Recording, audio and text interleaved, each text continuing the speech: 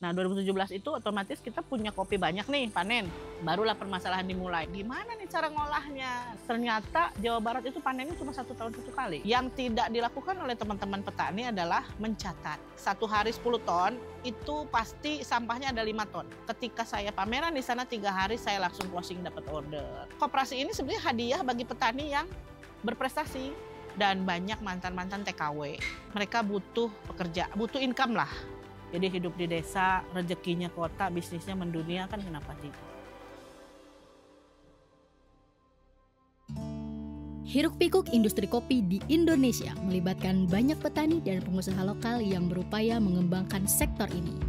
Salah satunya adalah Java Halu Coffee, sebuah usaha yang dipimpin oleh seorang wanita inspiratif asal Gunung Halu.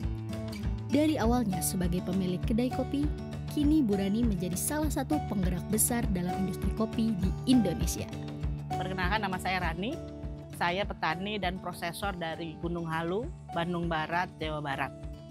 Sebenarnya Java Halu itu kalau dari posisi supply chain kita itu ada di hulu. Nah, saya sendiri masuknya dari hilir dulu. Jadi dulu 2009 saya punya coffee shop, kemudian berkembang coffee shopnya. Dari situ kita butuh supply chain yang jelas. Barulah 2014 saya menanam kopi di wilayah saya, di tempat tinggal saya, namanya Gunung Halu. Di situ menanam kopi karena saat itu 2014 kopi lagi tren, lagi naik, harga cerinya atau harga buah kopinya lagi bagus. Lalu panen sekitar 2017. Nah, 2017 itu otomatis kita punya kopi banyak nih, panen. Barulah permasalahan dimulai, namanya happy problem kalau kita nyebutnya. Gimana nih cara ngolahnya? Nah, dari situlah mulai Java Halu Coffee Farm kita mulai di 2014. Indonesia menempati peringkat keempat sebagai negara penghasil kopi terbesar di dunia. Dengan 789.000 ton kopi pada tahun 2023. Selain itu, Indonesia menempati peringkat ke-8 dalam konsumsi kopi global dengan total konsumsi kopi sebesar 258.000 ton kopi. Data ini diperkirakan akan terus meningkat dengan proyeksi mencapai 112.000 metrik ton pada tahun 2028.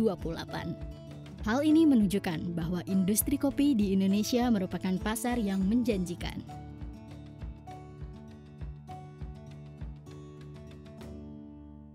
Kita itu waktu itu sebagai pelaku coffee shop itu punya kendala di mana ketika sudah ketemu kopi yang bagus dari supplier, pas kita mau order, stoknya nggak ada. Akhirnya jadi kita seperti tergantung sama supplier. Saya pelajari kayaknya ini ada bottleneck-nya. Bottleneck-nya di mana? Ternyata bottleneck itu ada di processing yang di mana ternyata Jawa Barat itu panennya cuma 1 tahun 1 kali. Berarti manajemen buying kita atau purchase kita juga harus diatur. Dan itu tidak ada di kelasnya, tidak ada pendidikan khususnya, kita harus berdasarkan pengalaman. Setelah kita berjalan, setelah kita running, kita punya prestasi, barulah kita bisa meminta support dari stakeholder pihak luar, dalam artian pemerintah ya. Dan alhamdulillah Java Halu dibantu oleh beberapa pihak, salah satunya oleh Bank Indonesia, kemudian oleh Kementerian Perdagangan untuk ekspor, untuk knowledge ekspor, kemudian ada juga Kementerian Kemenkop UKM dulu masih gabung ya, untuk capacity building dari Pemda juga ada. Jadi mereka itu sangat mendukung ketika memang mereka sudah melihat kita betul-betul fokus, kita betul-betul sudah running, dan kita memang betul-betul bisa dipercaya untuk konsisten memajukan diri sendiri gitu. Jadi niat untuk majunya, untuk growth-nya ada. Secara general, panen itu di kebun itu harus petik merah awalnya. Jadi yang merahnya saja yang dipanen supaya pohonnya nggak stres. Terus kopinya juga enak kalau sudah di awalnya merah. Setelah petik merah nanti kita masuk ke washing station atau tempat proses kita rambang. Jadi si kopi yang merah itu masukin ke air yang banyak, yang ngapungnya itu kita pisahin. Kita ingin si bahan baku utamanya itu kopinya itu udah 95% matang dan segar. Barulah itu difermentasi. Difermentasi, kalau yang natural kulitnya tidak dikupas. Kalau yang kulit dikupas tapi tidak dicuci itu namanya honey. Kalau yang dikupas terus kopinya dicuci bersih itu namanya wash. Uniknya Indonesia ada tambahan satu lagi proses namanya giling basah atau semi wash. Java Halu Coffee mengembangkan inovasi kopi luwak enzimatik tanpa melibatkan hewan sama sekali. Bersama para peneliti dari IPB, mereka mengisolasi mikroba dari feses luwak untuk menciptakan enzim fermentasi yang meniru proses alami di sistem pencernaan luwak. Kualitas kopi dari Java Halu Coffee sudah diakui banyak pihak. Bu Rani mengedepankan cara khusus untuk menjaga konsistensi dan kualitas kopinya sendiri. Pertama harus dikontrol, dan tugas yang memastikan tahapan prosesnya itu terkontrol itu adalah Q processor. Q processor saya Q processor, di mana dia bertanggung jawab kepada semua tahapan prosesnya dan menjaga kualitasnya menjadi lebih konsisten sampai kepada buyer. Semuanya harus terkontrol, tercatat, dan dievaluasi. Yang tidak dilakukan oleh teman-teman petani adalah mencatat. Karena mencatat tidak dilakukan, ya tidak bisa mengkontrol, apalagi mengevaluasi. Gitu. Jadi yang kita lakukan adalah membiasakan diri tim untuk mencatat setiap tahapannya. Rasa kopi itu adalah representatif daripada kualitas kopi. Ada sekitar 18 tahapan sortir. Jadi dari awal waktu petik itu udah sortir. Lanjut difermentasi. Sebelum fermentasi diramang udah sortir lagi. Setelah difermentasi dijemur. Ketika di jemuran itu ada yang warnanya lebih terang atau keringnya terlalu kering, itu juga disortir. Jadi tahapan sortir itu menentukan kualitas hasil akhir cita rasa. Karena kopi itu dinilai dari cita rasa akhir, yaitu di cupping. Ketika cita rasanya nilainya di atas 80, itu baru disebut specialty atau kopi yang spesial. Yang specialty ini yang diproduksi oleh Java Halu.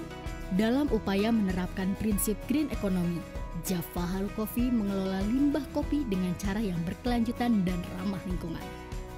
Dengan tidak membiarkan sedikit pun limbah menjadi terbuang begitu saja, yang kemudian bermanfaat bagi keberlanjutan lingkungan hidup yang baik, serta tentu menghasilkan pendapatan.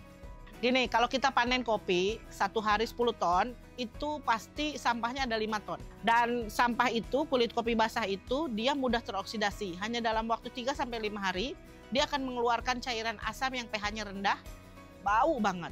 Jadi cairan asam itu yang sangat rendah itu sangat bahaya untuk tanah. Kalau kita buang itu cairannya ke tanah, itu rumput aja nggak tumbuh. Kita pikirin bagaimana ini solusinya agar sampah ini tidak mengganggu mikroorganisme di lingkungan kita sendiri.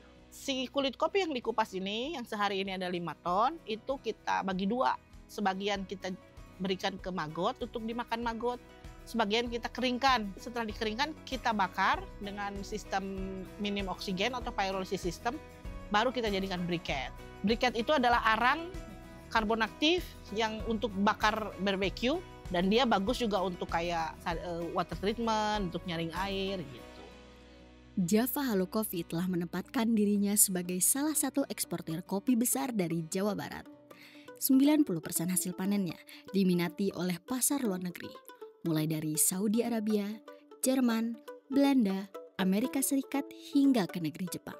Hal ini bisa dilihat dari ekspor kopi Java Halu Coffee yang meningkat 60 kali lipat pada tahun 2024, yang awalnya hanya setengah ton pada tahun 2020. Saya itu ikut kurasi, jadi ikut kurasi. Ketika ada kurasi itu ikut, ada kurasi ikut.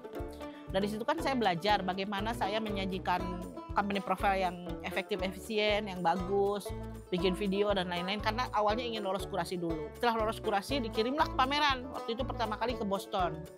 Saya siapin semua media komunikasinya dengan baik.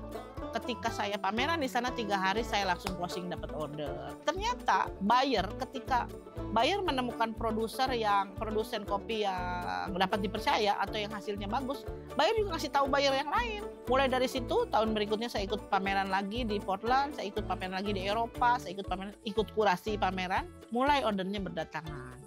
Jadi dari kapasitas itu terpenuhi dulu 10%, naik 20%, naik ke gitu pelan-pelan. Dan akhirnya sekarang 90% ekspor, 10%-nya lokal.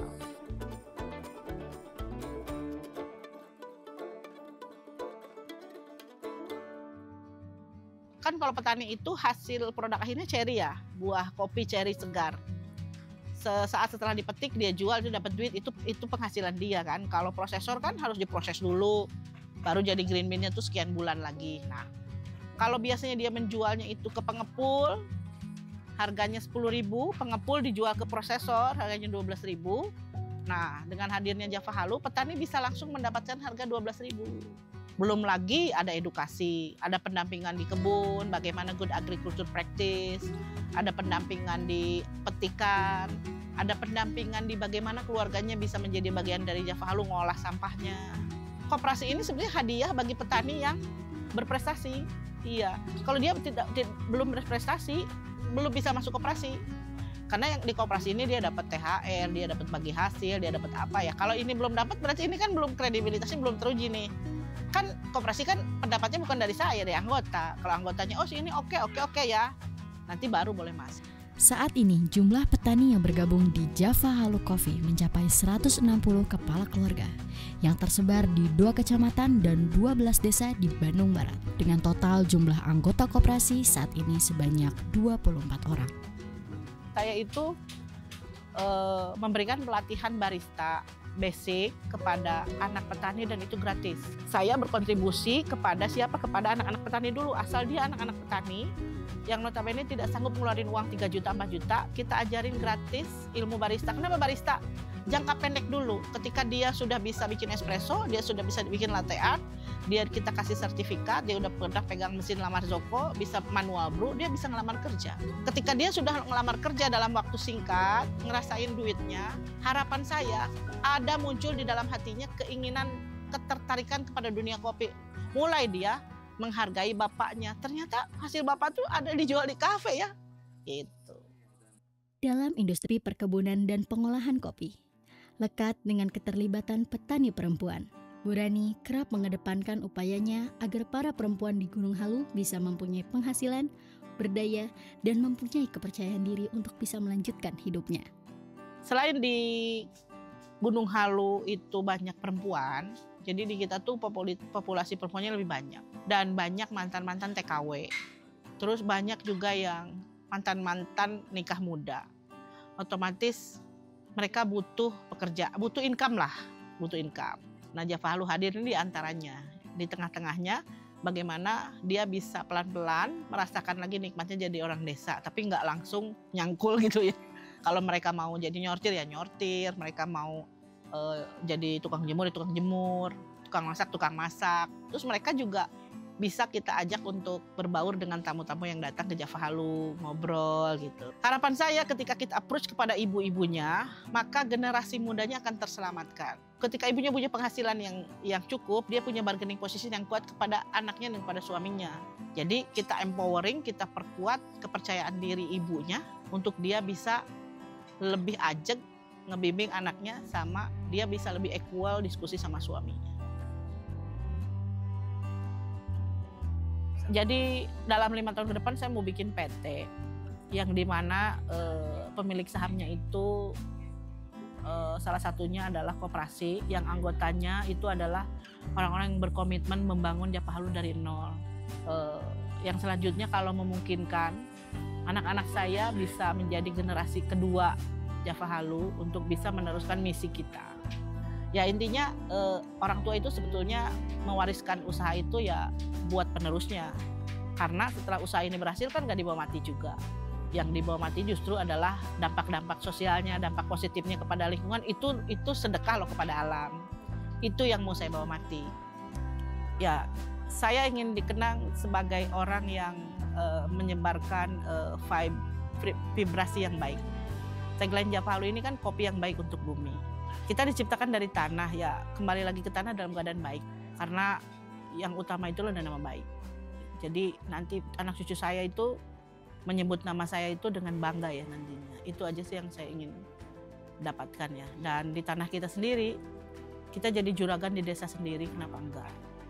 Jadi hidup di desa, rezekinya kota, bisnisnya mendunia kan kenapa tidak? Perjalanan Java Halu Coffee adalah contoh nyata bagaimana inovasi dan keberlanjutan dapat berjalan beriringan dalam industri kopi. Melalui praktik-praktik ramah lingkungan dan pemberdayaan masyarakat, Bu Rani telah membuktikan bahwa usaha bisa sukses dari keuntungan finansial tanpa melupakan dampak positifnya terhadap komunitas dan lingkungan. Seperti tagline Java Halu Coffee, yaitu Good Coffee for the Earth. Dan utamanya, Bu Rani berkomitmen untuk bisa menjadikan Java Halu Coffee menjadi semakin besar dan menggerakkan roda perekonomian masyarakat Gunung Halu, masyarakat Jawa Barat, hingga perekonomian Indonesia.